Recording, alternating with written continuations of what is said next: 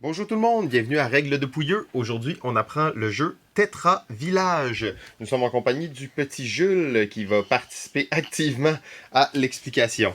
Euh, donc, Tetra Village, qu'est-ce que c'est? C'est un jeu dans lequel on va dessiner notre village ici en fonction des cartes qu'on va choisir. Et le but, bien entendu, va être de faire le plus de points possible. Pour jouer, vous avez besoin des 25 cartes imprimables qui viennent avec le PDF du jeu. Vous avez aussi besoin d'une feuille village imprimable aussi qui vient avec le jeu et un crayon par joueur. Donc, c'est très simple. On va regarder un petit peu l'anatomie des cartes et du matériel avant de commencer. On va prendre une carte au hasard. Ici, on a donc son coût de production, son nom, la forme que ce bâtiment-là aura. Donc, on voit ici, il y en a qui sont plus gros. Et les récompenses que ce bâtiment-là va rapporter. Bien entendu, j'explique sommairement les règles ici. Après les explications de ces règles-là, vous devriez être capable de jouer, mais pour toute spécification, vous n'avez qu'à vous informer auprès des règles ou auprès de Jules. Donc, maintenant, vous avez votre feuille village, donc la grille 6 par 6 dans laquelle vous allez dessiner votre village. Et ici, vous avez votre piste de ressources. Donc, on a deux ressources dans le jeu, la population et l'argent. Donc, vous remarquez que sur votre feuille, le première case de chacune de ces ressources est déjà noircie. Donc, quand la ressource est noircie, ça veut dire qu'on la possède. Quand on va l'utiliser, on n'aura qu'à faire un X dessus, comme ceci. Donc, si, mettons, je reçois de la population, je viens noircir ça. Quand je l'utilise, je fais ça. Donc, on peut accumuler un certain nombre de populations, ici, comme ça, et éventuellement l'utiliser. Maximum 10 ressources de chacun. En dessous, on a les points. Donc, chaque fois qu'on fait un point, on fait un X ici. Et à la fin de la partie, on fait en fait le total de nos points, moins les cases vides qui vont nous être restées dans le village. Donc maintenant, comment on joue à Tetra Village? C'est assez simple. On va prendre les 25 cartes, on va les brasser et on va en retirer 5 au hasard qui ne seront pas dans la partie. Ça rajoute une petite variation à chaque partie, ce qui fait que c'est toujours un petit peu différent. Sinon, toutes les autres cartes vont être utilisées. Maintenant, ce qu'on fait, c'est qu'on fait 4 paquets de 5 cartes. J'y vais approximativement, mais il faut vraiment qu'il y ait 5 cartes dans chacun des paquets. Comme ça. À chaque ronde, on va jouer 5 rondes dans le jeu. Il y a 5 cartes dans chaque paquet. À chaque ronde, on va tourner la première carte de chacun des paquets. Comme ceci. Oups, comme ceci. Parfait. Et à ce moment-là, en fait, les joueurs vont choisir simultanément, c'est un jeu où il n'y a pas de premier joueur et tout ça, tout le monde peut jouer en même temps, simultanément choisir deux de ces cartes-là et les construire dans son village. Donc, comment ça fonctionne pour faire une construction? On va regarder dans le fond probablement le coût de production. Donc, il faut payer le coût de production. Donc, 1 population. Donc, je viendrai ici et je cocherai 1 de population. Parfait. Maintenant, et là, c'est comme je vous dis, je vous explique sommairement, mais il y a certaines cartes qui ont une règle de restriction de construction ici.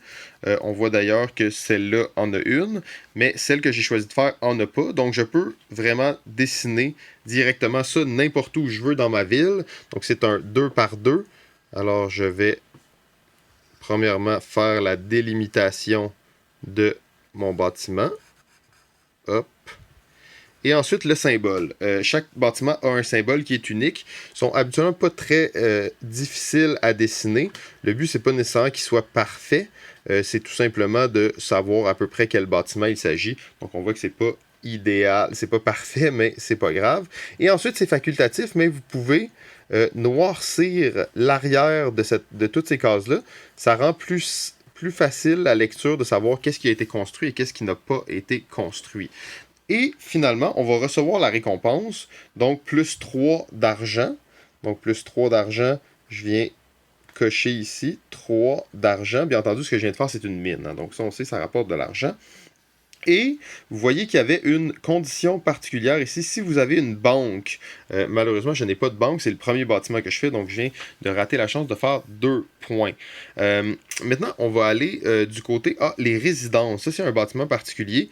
$1 par... Et là, vous voyez ce carré ici. Je vous explique pas tous les symboles exactement, mais dans les règles, c'est bien expliqué. Mais ce carré-là fait référence aux cases qu'on est en train de construire. Donc, ça veut dire que si je veux faire des résidences, ça va me coûter $1 par résidence que je veux faire, parce que la résidence, c'est un carré. Vous voyez le signe de l'infini ici, présente le fait qu'on peut en faire le nombre qu'on veut, bien entendu, tant qu'on a l'argent. Vous pouvez construire autant de résidences que vous voulez. Donc, je vais construire des résidences, il faut payer 1. Je vais en construire, disons, je vais en construire 3 ou 4. Donc, je viens cocher ici 1, 2, 3. Je construis 3 résidences. Je peux les mettre où je veux. Je vais en mettre une ici, une ici, et une... je suis même pas obligé de les mettre un à côté de l'autre. Je peux en mettre une ici aussi. Bon, on peut faire les carrés autour, si vous voulez que ce soit plus clair, mais les résidences, vu que c'est des cases uniques, souvent, c'est assez clair. Là, vous remarquez que je filme en même temps de dessiner, donc je m'applique très peu. Mais ça, c'est pas grave. C'est un jeu de dessin dans lequel c'est pas grave si vous n'êtes pas bon en dessin, tant que vous êtes capable de reconnaître que ça, c'est une maison, une résidence. Pour le futur, ça pourrait être important. Donc maintenant, qu'est-ce que ça me donne une résidence? Ça me donne 1 de population par carré que je viens de faire. Je viens d'en faire 3.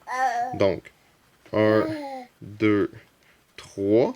Bien entendu, là, je m'étais pris quelques bonus en début de partie, donc je suis déjà rendu très haut. Et ensuite, ça me donne 1 point par carré que j'ai fait, donc j'en ai fait 3. 1, 2, 3. Je suis maintenant à 6 points. Donc ça aurait été mon premier tour, ma première ronde. On va faire ça 5 fois, jusqu'à ce qu'il n'y ait plus aucune carte dans les paquets. On va peut-être juste regarder quelques bâtiments qui auraient été un peu différents. Vous voyez, le marché ne coûte rien à construire. C'est 6 cases, 6 cases, donc c'est quand même un assez gros bâtiment. Hop. Là, bien entendu, j'ai qu'une main, hein, encore une fois. Donc, c'est pas nécessairement facile. Hop. Le marché. Superbe. Et le marché, vous voyez qu'il y a un signe municipalité ici. On a revu pratiquement tous les symboles, dans le fond. Le signe municipalité, on va tout simplement l'appliquer où on veut dans la case. Donc, c'est un cercle plein. Et il y a certains bâtiments qui ont des synergies avec ce symbole municipalité. Ça veut dire que le bâtiment appartient au village et il y aura certaines synergies. Donc, ça me donnerait 3 d'argent. 1, 2, 3. 2 points. 1, 2. Plus 1 point par résidence. Donc, ça tombe bien, j'avais fait 3 résidences. Donc, 1, 2, 3. Bien entendu, c'est illégal qu'est-ce que je viens de faire parce que j'ai fait 3 bâtiments parmi les 4 choix. Habituellement, on n'en fait que 2. Ensuite, c'est ça, on tournerait donc les cartes pour aller voir les 4 nouveaux bâtiments. Et on fait ça ainsi de suite jusqu'à ce que tout soit terminé. Il y a quelques bâtiments justement qui sont un peu particuliers. La plupart des bâtiments particuliers sont expliqués en détail dans la règle.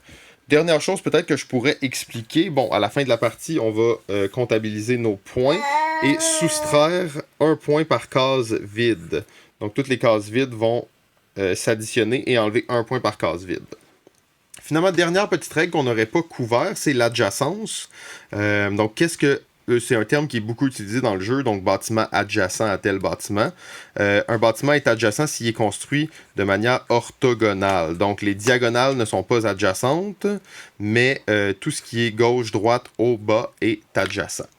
Ça fait le tour de Tetra Village, un jeu qui a été fait dans le cadre du Game Jam Restez chez vous, organisé par Game Do It Your Game, Print and Play. Alors c'est un print and play qui sera gratuit et disponible j'imagine sur le groupe de l'événement. Ce sera à voir pour les détails. Merci et bon jeu!